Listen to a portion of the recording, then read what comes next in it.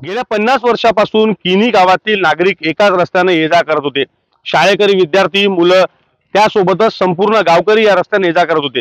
मात्र गावातील एका शेतकऱ्याने हा रस्ता अडवणूक केल्यानंतर या संपूर्ण संदर्भाने कारवाई तहसील प्रशासनाने करावी या मागणीसाठी आर्णी तालुक्याच्या किनी गावातील नागरिक जे आहेत ते आज यवतमाळच्या आझाद मैदान परिसरात आंदोलन या ठिकाणी करतायत।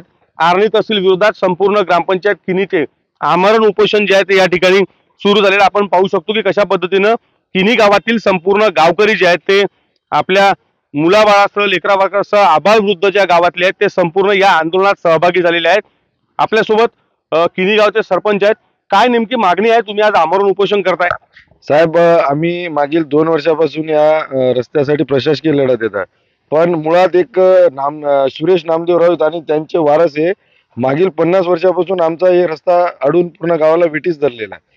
नेमकं गावाजवळ येऊन आमचा खडीकरांचा रस्ता थांबला आणि तिथून यांचं शेत आहे 4-5 एकरचं, त्यांनी गावाच्या टोकाजवळ हे थांबवलेलं आहे आणि त्यांना 800 मीटर त्यांनी जे रस्ता आता आमच्या गावाचा अडवलेला आहे तो रस्ता अतिशय आमच्या गावाच्या शेतकऱ्यांसाठी, मुलांसाठी आणि पूर्ण गावकऱ्यांसाठी फार महत्त्वाचा आहे।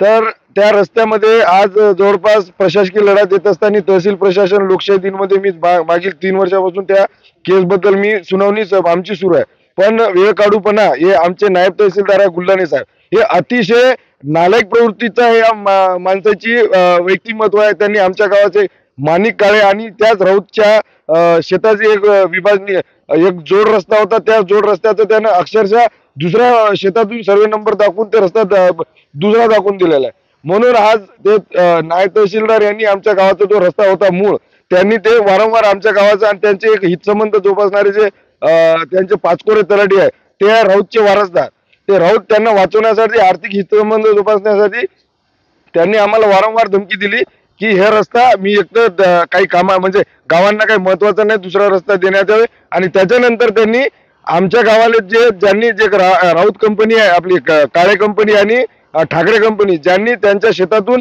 दोन सर्वे नंबर मधून हरला लेटी ते किनी पर्यंत रस्ता डांबरीकरणासाठी दिला, पण या राऊत दाम्पत्याने 1 गुंठा या 1 फूट जागा पण आमच्या गावासाठी रस्त्यासाठी दिलेला नाही। काय नेमका त्रास नागरिकांना होतोय हा रस्ता नसल्यामुळे? शेतकऱ्यांना आता ते शेती वाहता येत नाही, शाळेतल्या मुलांना शाळेत जाण्यासाठी आम्हाला जवळपास 12 किलोमीटरचा फेरा घ्यावा लागते, महिलांना येण्या जाण्यासाठी, आणि वाहतुकीचा तर आमचा संबंध नाही, गावापासून संपर्क तुटलेला आमचा शहरापासून।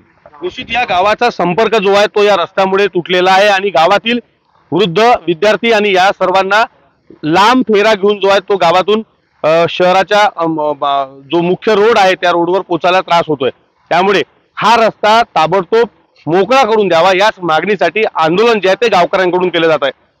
कॅमेरामॅन नितीन राऊतसह विवेक गावंडे, TV9 मराठी, यवतमाळ।